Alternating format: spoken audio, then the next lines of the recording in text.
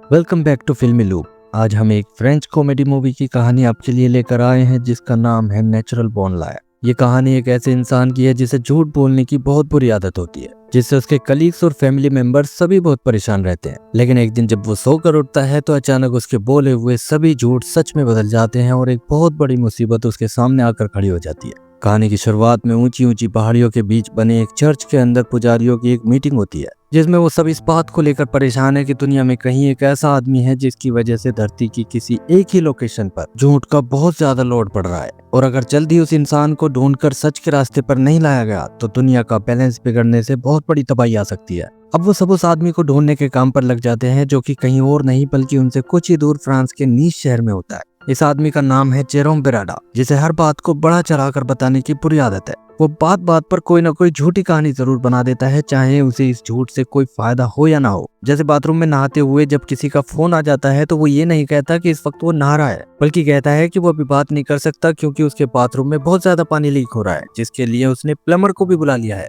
कभी किसी को टालने के लिए वो कहता है कि आज के दिन वो बूढ़े लोगों की सेवा करता है, तो कभी कहता है कि उसके फोन की बैटरी खत्म होने वाली है इसलिए अभी बात नहीं कर सकता। उसके मॉम डैड जब भी उसे घर आने के लिए कहते हैं तो कभी वो टायर पंचर का बहाना बनाता है तो कभी ट्रैफिक में फंसने का। उसके अंदर झूठ इस कदर बस गया है कि ऑफिस के गेट पर पहुंचने के बाद भी अपनी बॉस से वो खुद को रास्ते में ही बताता है। वो एक शिप रिनोवेटिंग कंपनी के मार्केटिंग डिपार्टमेंट में काम करता है, जहां उसके बॉस के साथ उसके कलीग्स भी उसके झूठ बोलने की आदत से पक चुके हैं। लेकिन जेरोम अपने काम में बहुत एक्सपर्ट है, इसलिए उसकी बॉस कैरोलिन को ना चाहते हुए भी उसे झेलना पड़ रहा है। आज उनकी कंपनी के लिए बहुत बड़ा दिन है, क्योंकि एक रशियन कंपनी का ओनर आने वाला है, और अगर सब कुछ ठीक रहा तो उस रशियन कंपनी से उन्हें एक बहुत बड़े काम का कॉन्ट्रैक्ट मिल सकता है। इसलिए उस रशियन को एयरपोर्ट से लाने और कंपनी में घुमाने की जिम्मेदारी जेरोम को दी जाती है, जिसके लिए वो अपने असिस्टेंट अचिन से एक रशियन ट्रांसलेटर का इंतजाम करवाता है। ये ट्रांसलेटर एक यंग लड़की थी जिसका नाम क्लोए होता है। जेरोम उसे देखते ही उस पर लाइन मारने की कोशिश करने लगता है, मगर जब वो उसे जरा सा भी भाव नहीं देती तो फिर वो सिंपैथी का खेल खेलता है और क्लोए से झूठ बोलता है कि बचपन से ही उसके माँ बाप उसके साथ बहुत बुरा सलूक करते हैं।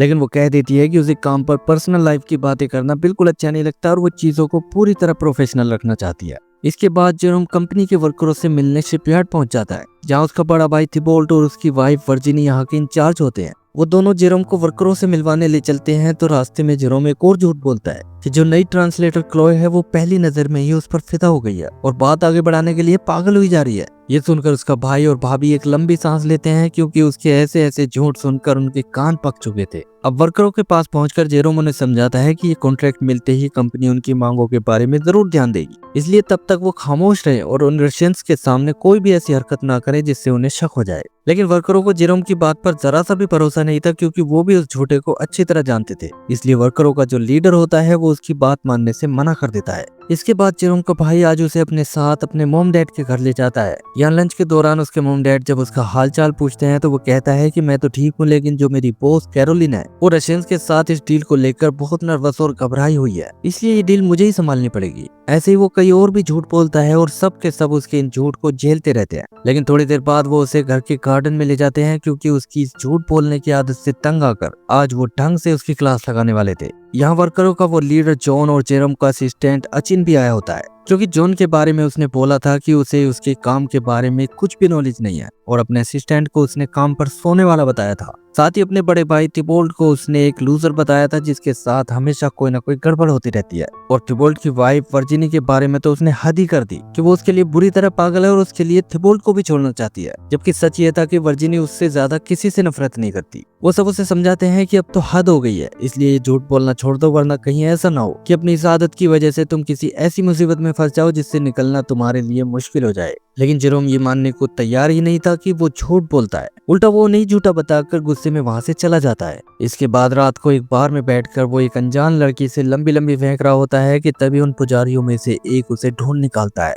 और आंखें बंद करके वो मन ही मन कुछ मंत्र पढ़ने लगता है। इसके बाद अगली सुबह अपने अपार्टमेंट में जेरोम की उस वक्त आंख खुलती है जब पूरे घर में पानी बहते हुए उसके बेडरूम तक भी आ जाता है। पूरे घर में पानी ही पानी देखकर वो हैरान रह जाता है कि तभी वो घर में एक प्लम्बर को देखता है, जो बाथरूम से होने वाले पानी के लीकेज को ठीक करने में लगा हुआ था। वो कुछ समझ पाता कि तभी उसके फोन पर उसकी बॉस की कॉल आ जाती है। आज उसे उन रशियंस को एयरपोर्ट से लेने जाना था, जिसके लिए वो काफी लेट हो चुका था। वो जल्दी जल्दी कपड़े पहनकर ऑफिस जाने के लिए बाहर निकलता है, लेकिन वो देखता है कि उसकी कार के चारों टायर पंक्चर हो रखे थे, इसलिए अब वो एक मोटरसाइकिल लेकर ऑफिस की ओर चल देता है। दूसरी ओर उसका भाई थिबोल्ट भी ऑफिस जाने के लिए तैयार हो रहा था कि अचानक बाथरूम से पानी आना बंद हो जाता है। इसे चालू करने के चक्कर में पूरी टोटी उकड़कर उसके हाथ में आ जाती है और वो फिसल कर नीचे गिर पड़ता है। इधर जेरोम जब ऑफिस के बाहर पहुंचता है तो पीछे से थिबोल्ट की वाइफ वर्जिनी आकर उससे कहती है कि बहुत हो गया, अब मैं तुम्हारे बगैर नहीं रह सकती। मैं कल ही थिबोल्ट को छोड़कर तुम्हारे पास आ रही हूँ, क्योंकि आखिर हम दोनों ही एक दूसरे से प्यार करते हैं। ये कहकर वो चली जाती है और जेरोम का मुंह खुला का खुला रह जाता है। उसे समझ में नहीं आता कि कल तक उसे सबसे ज्यादा नफरत करने वाली वर्जिनी को एक ही रात में आखिर ये क्या हो गया है। अभी वो इस बारे में सोच ही रहा था कि तभी वो रशियन ट्रांसलेटर क्लोए लहराते बालों और प्यारी सी मुस्कुराहट के साथ उसके पास आती है और उसके गाल पर एक किस करके कहती है कि आज तुम बहुत ही हैंडसम लग रहे हो। इसके बाद अंदर जाते हुए वो उसे अपने बारे में बहुत सी बातें बताने लगती है, जिससे जेरोम को समझ में नहीं आता कि ये हो क्या रहा है।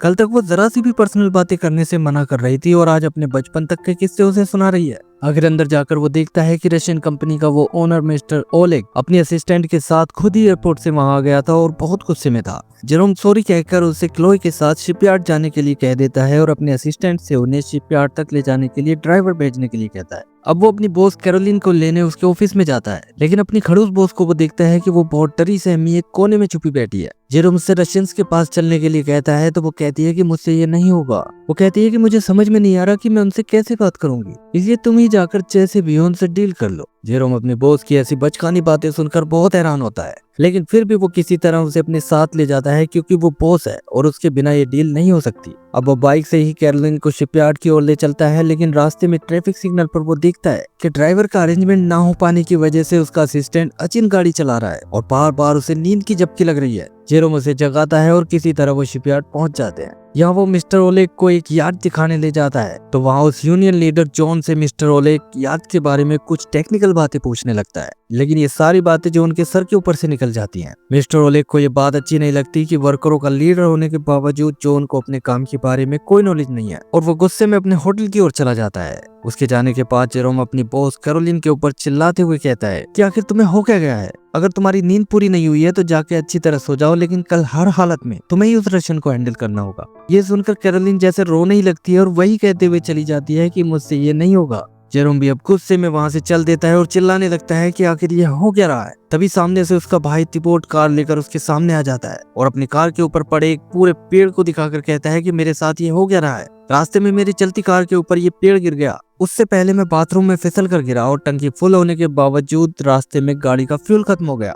थिबोल्ट की बातें सुनकर जेरोम पहले तो हैरान था, लेकिन फिर अचानक वो हंसने लगता है और कहता है कि मैं समझ गया, ये सब तुम लोगों का प्लान है। कल जो मैंने तुम्हारी और मॉम डैड की बातें नहीं मानी तो ट्रूमैन शो फिल्म की तरह मेरा पागल बनाने की कोशिश कर रहे हो। ये कहकर वो अपने मॉम डैड से मिलने उनकी शॉप पर जाता है, लेकिन उसे आता देखते ही वो दोनों दुकान का शटर गिरा लेते हैं। जेरोम बाहर से ही चिल्लाकर कहता है कि बहुत हो गया, बंद करो अपना ये नाटक। लेकिन उसके मॉम डैड अंदर से ही बहुत गुस्से में कहते हैं कि अपना गंदा मुंह लेकर यहाँ से तुरंत चले जाओ, तुम्हें देखकर यहाँ मक्खियां आने लगी हैं। वो उसे और भी गंदी गंदी गालियां देने लगते हैं, तो जेरोम डर कर वहां से चला जाता है, क्योंकि उसके मॉम डैड ने आज तक उससे इतनी बुरी तरह बातें नहीं की थी। वापस जाते हुए अचानक उसके फोन पर उसके भाई की वाइफ वर्जिनी वीडियो कॉल करती है और कहती है कि तुमसे दूर रहकर मैं पागल हो जाऊंगी, इसलिए चलो कहीं भाग चलते हैं। जेरोम को लगता है कि वर्जिनी भी इस नाटक में शामिल है, इसलिए वो उसे डांटकर फोन काट देता है। इसके बाद रात को सोने के लिए वो अपने अपार्टमेंट वापस आ जाता है, लेकिन थोड़ी ही देर बाद क्लोई भी वहां आ जाती है और आकर जेरोम की एक के बाद एक तारीफ करने लग जाती है। आज रात वो यहीं जेरोम के ही बेड पर सोती है, लेकिन जेरोम को कहीं ना कहीं उससे प्यार हो गया था और शायद इतनी जल्दी वो अपनी इस प्यार वाली फीलिंग को खत्म नहीं करना चाहता था, इसलिए वो उसके बराबर में सोने के अलावा और किसी बारे में नहीं सोचता। क्लोई तो जैसे उसकी दीवानी हो चुकी थी, इसलिए जेरोम का ये अंदाज भी उसे बहुत पसंद आता है। अब अगली सुबह थिबोल्ट आकर जेरोम से मिलता है और फिर से वही बताने लगता है कि कल से उसका कुछ ज्यादा ही बैड लक चल रहा है, जिसका इल्जाम वो जेरोम के ऊपर ही लगाता है, क्योंकि उसने ही किसी से झूठ बोला था कि वो एक लूजर है और सारी बुरी चीजें उसी के साथ होती हैं। उसकी ये बात सुनकर जेरोम को अब सब समझ में आ जाता है कि ये सब उसकी झूठी कहानियां बनाने की वजह से हुआ है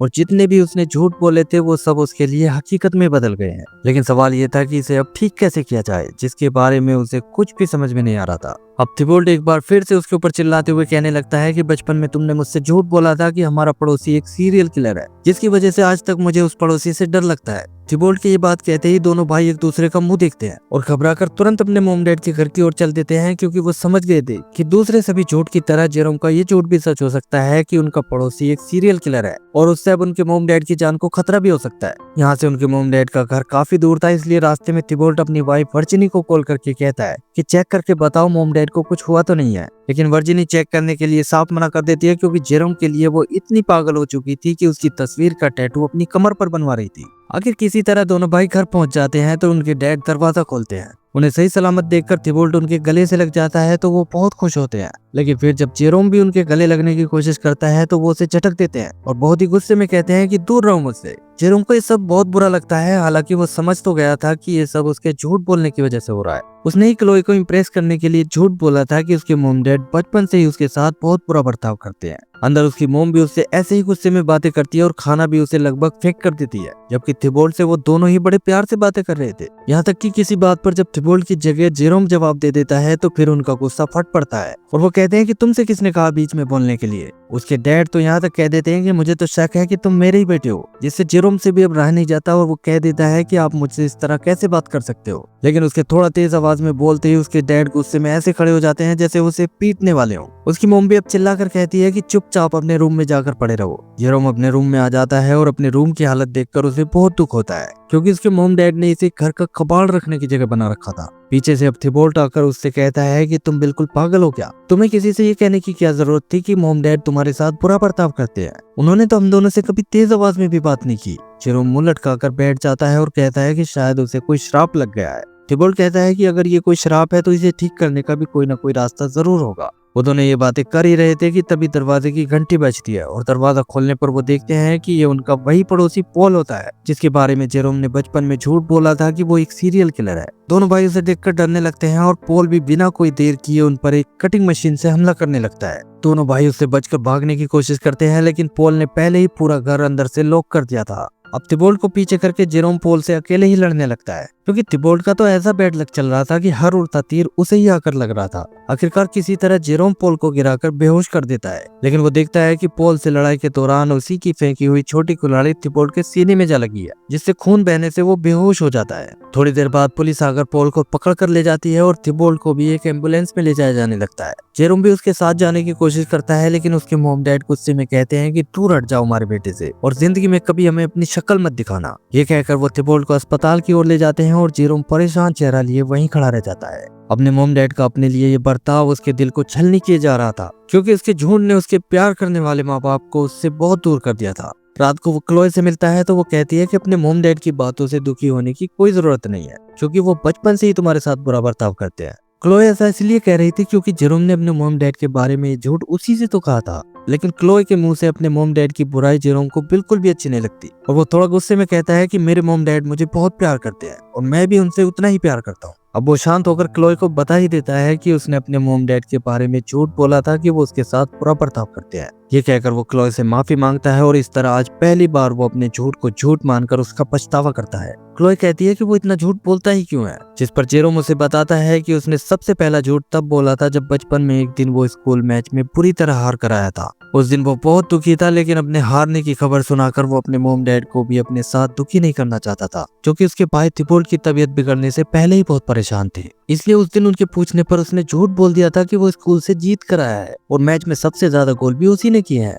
ये सुनकर उसके डैड बहुत खुश हुए थे, जिससे जेरोम को ये झूठ बोलने का एहसास काफी अच्छा लगा था। उसके नाजुक मन में ये बात घर कर गई थी कि इस तरह लोगों को खुश किया जा सकता है और उनकी अटेंशन और प्यार भी हासिल किया जा सकता है। इसलिए वो झूठ पर झूठ बोलता गया और कब ये उसकी आदत बन गई उसे पता ही नहीं चल पाया। लेकिन उसने कभी नहीं सोचा था कि एक दिन उसके इन्हीं झूठ की वजह से उससे प्यार करने वाले लोग भी उससे नफरत करने लगेंगे। क्लोए को उसका इस तरह सच बोलना बहुत अच्छा लगता है और वो उसे माफ कर देती है। वैसे भी जेरोम ने उसके बारे में भी तो झूठ बोल रखा था कि वो उसके प्यार में पागल है, इसलिए क्लोए भला उससे कैसे गुस्सा हो सकती थी। अब वो उसे उसके मॉम डैड से बात करने के लिए तुरंत अस्पताल जाने के लिए कहती है। जेरोम हॉस्पिटल जाकर क्रिटिकल कंडीशन में पड़े थिबोल्ट के सामने बचपन के कुछ किस्से याद करके इमोशनल होने लगता है और उसके ठीक होने की दुआ भी करने लगता है। तभी वो देखता है कि उसके मॉम डैड भी खिड़की में से उसे देख रहे होते हैं। वो बाहर आकर उनसे कहता है कि सब मेरी वजह से हुआ है, लेकिन उसके मॉम डैड कहते हैं कि इस तरह अपने आप को दोष मत दो, हम सब एक फैमिली है और इस मुसीबत का सामना हम एक फैमिली की तरह मिलजुल कर ही करेंगे। जेरोम की ये बातें सुनकर हैरान रह जाता है। कुछ देर के लिए उसे अपने कानों पर यकीन नहीं होता और वो उनसे पूछता है कि क्या आप दोनों अभी भी मुझसे प्यार करते हो। इस पर उसकी मॉम उसे अजीब नजरों से देखते हुए पूछती है कि ये कैसा सवाल है, हम तुम्हें प्यार करते हैं, इसके अलावा दूसरी बात तुम सोच भी कैसे सकते हो। जेरोम को अब समझ में आ जाता है कि थोड़ी देर पहले जो उसने क्लोए से अपने झूठ की माफी मांगी थी, ये उसी का नतीजा है। अपने मॉम डैड के बारे में उसने झूठ बोला था कि वो उसके साथ बुरा बर्ताव करते हैं और किसी श्राप की वजह से ये झूठ हकीकत में बदल गया था। लेकिन उस झूठ की माफी मांगने से सब कुछ पहले जैसा हो गया। ये बात समझ में आते ही वो फिर से अंदर थिबोल्ड के पास जाकर उसके सामने कहता है कि बचपन में उसने झूठ बोला था कि उनका पड़ोसी पॉल एक सीरियल किलर है। वो अपने इस झूठ के लिए भी माफी मांगता है, लेकिन जब उसे कुछ भी ठीक होता हुआ दिखाई नहीं देता तो फिर सर नीचे करके वो रोने लगता है। तभी एक नर्स आकर उससे पूछती है कि वो कमरे में अकेला बैठकर क्या कर रहा है। ये सुनकर जेरोम अपने चारों तरफ देखता है कि हॉस्पिटल में थिबोल्ड के साथ साथ उसके मॉम डैड भी नहीं थे, जिससे उसकी खुशी का ठिकाना नहीं रहता और वो जल्दी से थिबोल्ड को फोन करके उससे एक रेस्टोरेंट में मिलता है। वो जब उससे उसका हालचाल पूछता है तो थिबोल्ड बताता है कि कल से उसके साथ कोई भी बैड लक वाली बात नहीं हुई। दरअसल जेरोम ने अपने उस झूठ की भी माफी मांग ली थी जो उसने थिबोल्ड के बारे में कहा था कि वो एक लूजर है और सारी बुरी चीजें उसी के साथ होती हैं। अब वो थिबोल्ड को भी सब कुछ बता देता है कि कैसे अपने झूठ की माफी मांगकर सब कुछ ठीक होता जा रहा है, लेकिन अभी तो उसे न जाने कितने सारे झूठ की एक एक कर माफी मांगनी होगी और अब वो लगातार ऐसा करना शुरू भी कर देता है। इसके बाद वो अपने ऑफिस जाता है जहां उसकी बॉस कैरोलिन भी पहले की तरह बिल्कुल खड़ूस हो चुकी थी, क्योंकि थिबोल्ड के सामने जेरोम ने अपने इस झूठ की भी माफी मांग ली थी। लेकिन कैरोलिन से उसे एक बुरी खबर मिलती है कि वो रशियन ये डील ठुकराकर वापस चला गया है, जिससे जेरोम को बहुत दुख होता है। उसे दुखी देखकर क्लोए उसे दिलासा देने लगती है और अपने प्यार का इजहार करते हुए उसे किस करने वाली होती है, लेकिन जेरोम उसे रोक देता है और उसे वहीं रुकने के लिए कहकर अपने भाई थिबोल्ड के ऑफिस में जाकर उससे कहता है कि मैंने क्लोए के बारे में झूठ बोला था कि वो मेरे प्यार में पड़ना चाहती है। ये कहकर वो उससे माफी मांगता है तो थिबोल्ड भी उठकर उससे गले लगा लेता है, क्योंकि वो जानता था कि जेरोम क्लोए से सच में प्यार करने लगा है और अपनी गलती सुधारने के लिए वो अपने प्यार की कुर्बानी देने को भी तैयार हो गया है।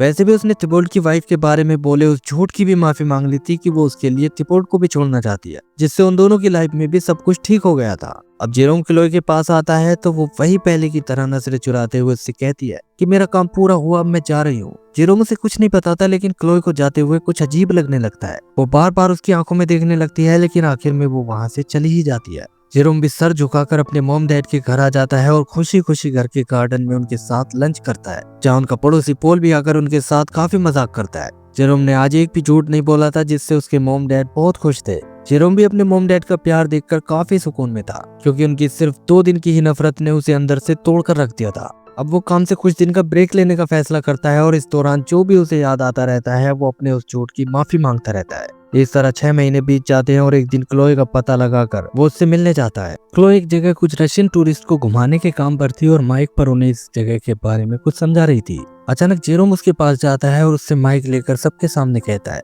कि क्लोए से सिर्फ 2 दिन की मुलाकात के 6 महीने बाद भी मैं उसे भुला नहीं पाया और हर वक्त बस उसी के बारे में सोचता रहता था। ये कहकर वो माइक वापस क्लोए को पकड़ा देता है। तभी क्लोए भी कहती है कि मुझे भी बहुत बार तुम्हारे ख्याल आए और तुम्हें दोबारा देखकर मुझे बहुत अच्छा लग रहा है। ये कहकर वो उससे कूबी पर चलने के लिए पूछती है और इस तरह उन दोनों की लव स्टोरी की एक नई शुरुआत हो जाती है, जो झूठ पर नहीं बल्कि पूरी तरह सच पर टिकी है। इसी के साथ ये मूवी एंड हो जाती है।